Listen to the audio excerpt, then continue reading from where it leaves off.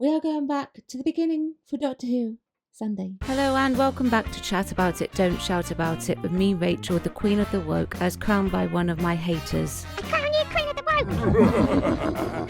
Let's chat about it. Please let me know what you think in the comments section below of The Aztecs, and please do keep it friendly in the chat. The Aztecs was voted by you, the subscriber. Please do check out the poll on the post page. You should find it there. The Aztecs was written by John Lucarotti, and it is a very, very good story indeed. The Doctor, Ian, Barbara and Susan land in a tomb. Upon investigation, Barbara realizes that they have landed in the tomb of an Aztec, meaning that they were in Aztec times. Susan returns to the TARDIS and Barbara gets captured, or at least so we think. The Doctor, Ian and Susan quickly discover that she is missing, and they are promptly captured too, and they are taken to goddess Utaxa, which turns out to be Barbara. They believe that she is Utaxa reincarnated because she was wearing the bracelet she had picked up in the tomb. The Doctor and Ian were then delegated elsewhere, the Doctor to the garden and Ian to the forces. They learn there that there is to be a sacrifice. Ian is expected to help with it, yet it goes against his morals. He is able to inform the Doctor, and the Doctor tells Barbara and Ian not to interfere either. However, Barbara does interfere and puts a stop to it, which results in the sacrifice throwing himself off the top of the building, and Totoxor wanting to find out if she is a true or false goddess. Goodness me, I'm glad I said his name correctly. The biggest problem that is presented to them is that they need to get into the TARDIS as it is shut behind Barbara in the tomb.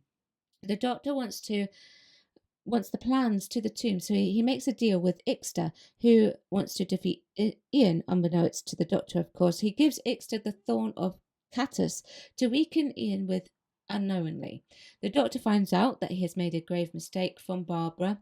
It then becomes a race against time for the Doctor to figure out how to get into the tomb to the TARDIS and save Ian, Susan and Barbara before it's too late. Oh my goodness. Sorry, I know that was a very, very brief synopsis, but you know, this one is one of my all-time favourites. It's my favourite of the Hartnell era. Let me know what you think. Chat about it, don't shout about it. I'm joking. However, this one has truly stood the test of time. And if I had just left it there, then you would have been like, fair enough. Some things are just so good that you don't really need to say anything else. However, this wouldn't be my channel without the weekly Doctor Who review. So I'm going to behave myself and I'm going to get on with it. I was checking my notes and I didn't write down many negatives except for perhaps the Doctor breaking the fourth wall. I didn't really like that. You know, I call it out in present day, so, you know, that's got to be held to the same standard, correct? I was a bit perplexed really to start about where to start this review. So I think I will just start at the beginning because that's easier. It was early days scaling for the opening shot for the BBC and TV, but that little shot of the TARDIS, that tiny little weedy TARDIS, it was so cute. I really liked that opening shot. It looked like a little toy. I think what early day scaling shows us is that we can make something look good for the time period that we are in with the limited resources that we have to hand. It's very clever how they do it. And to be fair to the creators, over the time, improvements have really happened and they always start to show. Always do, particularly when it moves into colour and you get more visual dimensions. I also like Barbara's costume in this. I would have liked to have seen this in colour, actually. I don't know if it is historically accurate, but it suits her very much so indeed. And it is the type of character and costume that I could easily imagine Jacqueline Hill playing if we were going along with the casting type. Regal, strong, and everything that you would expect from being a goddess. Except in this case, it's Jacqueline playing Barbara pretending to be a goddess. Make that make sense. Now, this is a Barbara-centric story while still focusing on the Doctor being the one who gets them out of the mess. Barbara has a lot to do in this one. Very much so. And usually, it's not the Doctor that gives the full historical explanation to the audience. Barbara does it, and well, that fits with her character because she is the history teacher, and I appreciate that it's something that stays true to her character. What I also appreciate is that they take the time to show what happens when we meddle in things that shouldn't be meddled in. The human naivety of believing that if you interfere with what you think is right and what the impact of what happens when it is in fact wrong, like it or not, Barbara was wrong to interfere with her goddess status, right? She was wrong to do that. It's we should know a better moment if you actually think about it. The doctor says don't do it, so the companion goes and does it anyway, and the results are extremely bad. Sometimes things just have to play out against our wills. We have to let that happen. Barbara didn't, and it resulted in a declaration of her being a false goddess because she refused the sacrifice of a young man that then resulted in him passing away anyway. It's almost like different story, but the ending stays the same. That man was destined to pass away at that point and moment in time. I think that Jacqueline plays this particular story with a wonderful amount of dominance and eloquence. The scene where she holds Toxel to ransom with a weapon to save Ian is one of those good examples. And the fact that she orders for the doctor to be released too at the same time, she uses her status of Eutaxa in order to do this. And then in stark contrast, she decides that it is time to prove herself because the citizens are in doubt. Then she shows off her bravery when she refuses to drink the poison and admits that she is a false goddess. And nearly all of this was done with words and screen presence, nothing else. Credit to Jacqueline Hill. The argument that happens between the doctor and Barbara is brilliant. It's probably my favourite scene. Today's cast need to take a look at this scene and study it. It's very clear, alien versus human, right versus stubbornness, and believing in something that could change. There's a very stark contrast between the characters in behaviour and righteousness. The doctor goes in all guns blazing. Barbara stands up to him, but eventually she backs down and she realises she was wrong and she cries. And this is where it's fully believable, even more so than the argument. The doctor, whilst not regretting what he said, because he was correct, he does apologise to her for reducing her to tears. I feel like it was most likely that he apologizes for how he was saying it, right? However, I think he was justified in how he said it. It also shows a child how to apologize when things go too far, the tonality goes too far, and I think it very fitting with the doctor overall. No violence or anything like that. It wasn't needed. One of the things that I like about the Hartnell doctor is strictly that lack of silence. Now, obviously, Hartnell is an older man at this point, and you can't always chuck him around crazy and in insane ways and things like that. His doctor has cunning, he has smarts, and that's quite often his acts of bravery, and this story has absolutely no exception to that fact. The doctor is presented with this biggest issue: how on earth are they going to get Barbara back? And an even bigger issue of how on earth are they going to get into TARDIS? I like these kinds of story where the TARDIS is central to the conundrum, not so much relevant to today because it has essentially become irrelevant with how it's written. The closest I ever got to liking that type of story was Jodie Whittaker's The Ghost Monument, and that failed to meet the mark. The reason why I like it for back then is it's because it's the TARDIS and it's the lifeline. It's their home, their place of safety. So I love the puzzle that the Doctor has to solve, how to save Barbara and the TARDIS, both great plot points, of course. It isn't Doctor Who as well, without the Doctor having to save the companion. Brilliant. So the TARDIS is stuck in the tomb behind the sealed door. I love that the Doctor takes advantage of the situation when they are all to split up. It's a good plot device. It moves the story along and gives them all something very different to do. It also shows that it was possible to write 3 companions and the Doctor with a compelling storyline or their own storylines. Remember that the writers in this time period would have also had to accommodate for things like days off because of how it was done back then. So they had to be able to temporarily write the character out and bring them back in.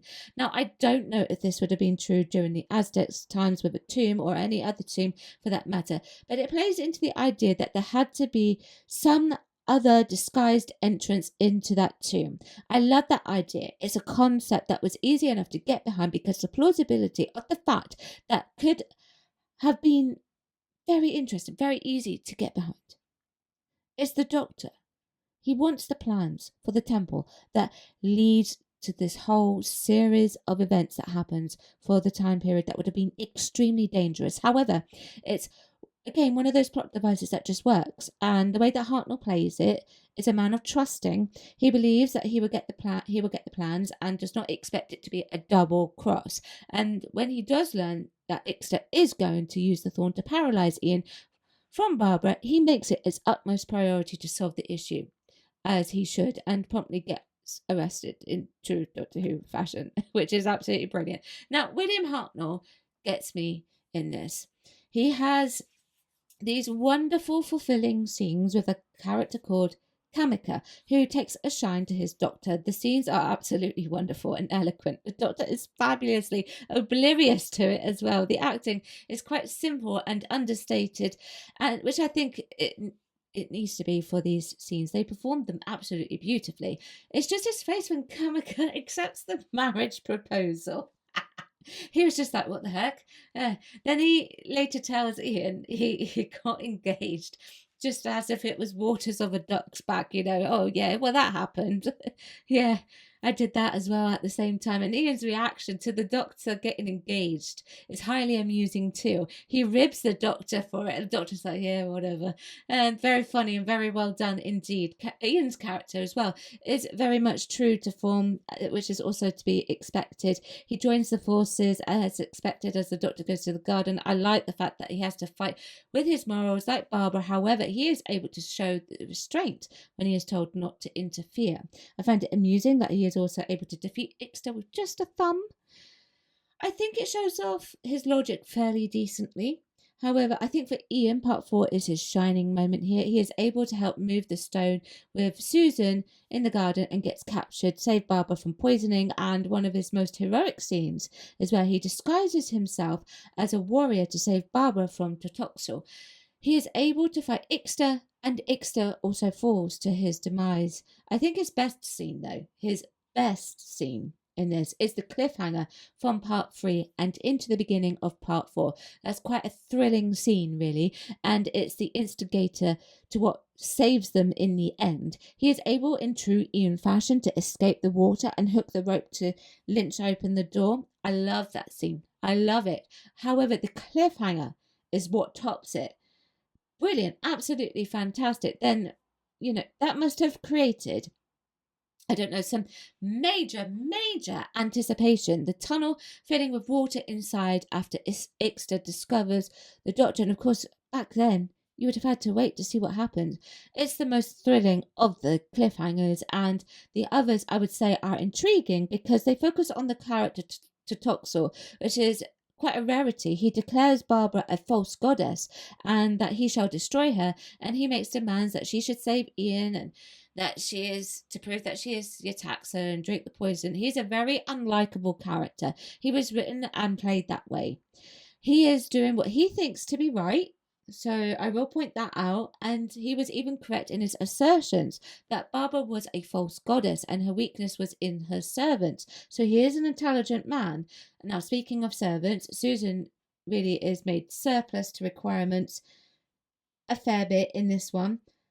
I don't know if Carol Ann Ford was having some time off or whatever, but she doesn't have many scenes. I would have liked to have seen a bit more of her. That being said, she does have times where she shows signs of being fantastic. I just don't think she was well written in this particular story. Actually, I suppose that is a negative. I'm sorry. She surprisingly demands to choose her own husband, and then she refuses to marry into a forced situation. Thankfully, the writing does give us some wonderful moments where she actually gets to help, and there's no twisting of the ankle, thank goodness. So it was a script, I suppose, in regards to character development that gave her a little bit of that. So that in itself is fine. Overall, I really do enjoy this story. It's quite easy to watch, and it has some good education factors that families can easily take to. That's what I think. Let me know what you think. Chat about it, don't shout about it. Thank you very much for watching. Check out some of the other content I picked out for you, and I shall see you soon. Bye-bye. Thank you for watching today. Don't forget you can join me on my other platforms as well. I've got YouTube, Rumble, Spotify, X, TikTok, Instagram, Locals, Substack, and I also have a Discord. Everything is linked below.